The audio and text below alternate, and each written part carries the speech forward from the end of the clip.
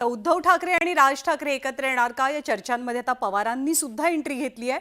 दोनही पवारांच्या वाढत्या भेटीगाठी पाहता पक्षफुटीनंतर पवारांमध्ये जो राजकीय दुरावा आलेला तो मिटण्याचे एक प्रकारे संकेतही मिळू लागलेत। राज्यातल्या राजकारणातले दोन तगडे ब्रँड मतभेद मिटवणार का याचीही चर्चा सुरू आहे।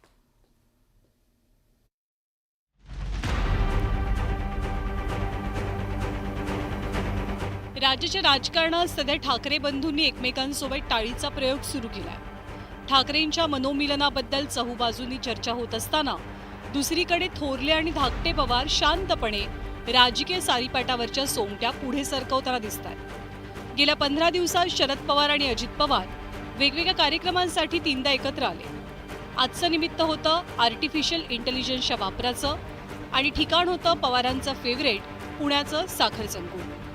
या भेटीनंतर अजितदादांना पत्रकारांनी दोन्ही पवारांच्या वाढत्या भेटींबद्दल छेडलं असता दादांनी अतिशय सावध पवित्रा घेत पवारांच्या घरात नेमकं काय सुरू आहे याचा कुळालाही थांगपत्ता लागू दिला नाही। परिवारातलं साखरपुड्याचा कार्यक्रम असला तर परिवार म्हणून एकत्र येतात ही महाराष्ट्रीय संस्कृती परंपरा आहे, ही वर्षानुवर्ष चालत आलेली आहे। त्याच्यात बाकीच्यांनी फार काही चर्चा करण्याचं कारण नाही, तो पवार परिवाराचा अंतर्गत प्रश्न आहे। काही विषय असे असतात की ते राजकारणाच्या पलीकडे बघायचे असतात, सगळ्याच गोष्टीत राजकारण आणायचं नसतं।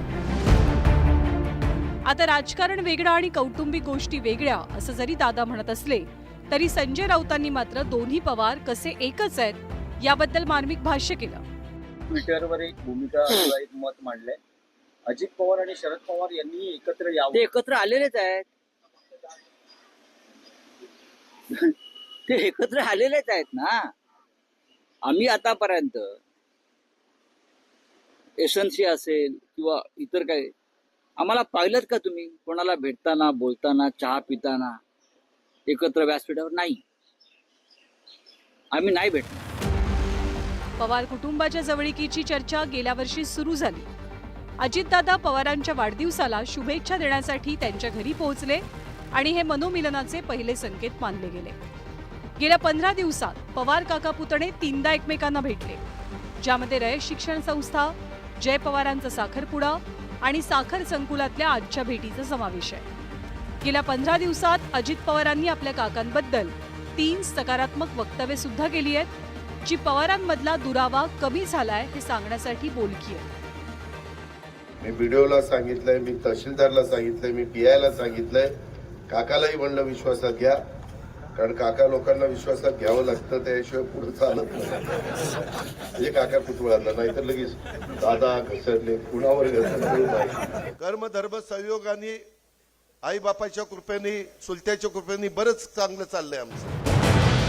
Blood is always thicker than water प्रमाणे पवारांनी नेहमीच राजकारण आणि कुटुंबातली नाती या दोन गोष्टींची सरमिसळ होऊ दिली नाही। त्यामुळे पक्षफुटीनंतरही कौटुंबिक कार्यक्रमात एकत्र येण्यात पवारांनी कधीच मागे पुढे पाहिलं नाही। पवारांच्या याच गुणांमुळे जुने मतभेद विसरून त्यांचं एकत्र येणं अनेकांना अशक्य वाटत नाही। दिवाळी असो, भाऊबीज असो, आणखी कोणताही सण असो, हे कुटुंब एकत्र येतं, एकत्र एकमेकाशी ते बोलतं।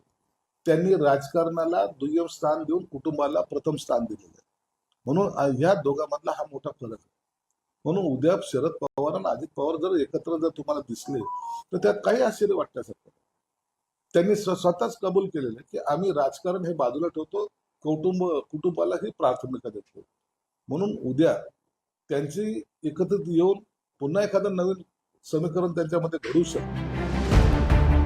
ठाकरे असोत किंवा पवार, ही दोनही घराणी महाराष्ट्राच्या राजकारणात ब्रँड म्हणून ओळखली जातात। सत्ता असो किंवा नसो, या दोनही नावांभोवती राज्याचं राजकारण फिरतं। त्यामुळे आता आगामी पालिका निवडणुकांच्या आधी या दोनही घराण्यांचे राजकीय निर्णय महाराष्ट्राच्या राजकारणाची पुढची दिशा ठरवतील हे नक्की।